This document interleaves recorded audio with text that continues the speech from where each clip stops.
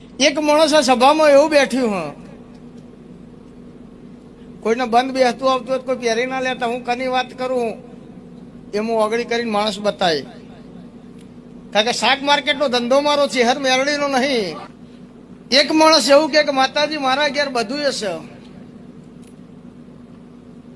પણ મારા ઘરની અંદર એક માણસને એટલી બધી તકલીફ હ કે જેના હિસાબે અમારું આખું ઘર સિસ્ટમ વિરુદ્ધ થઈ ગયું અને અમે પોતે ડિપ્રેશનમાં આવી જઈએ.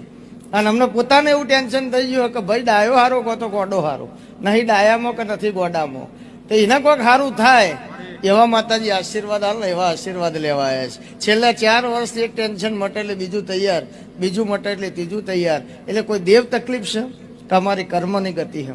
આટલો જવાબ આલ્યો અને તું એમ કે અમે તારા ઘેર આબા તૈયારી, તો ઘેર લેવા માટે જ આવ્યો છું અને હોય આશીર્વાદ મળે. તો એવા રાજસ્થાનના 3 જણા વાતો કરતા કરતા આયા હોય ને મેં ચિહરે હોભળી હોય તો હું ચિહર દોણો હું ભાઈ.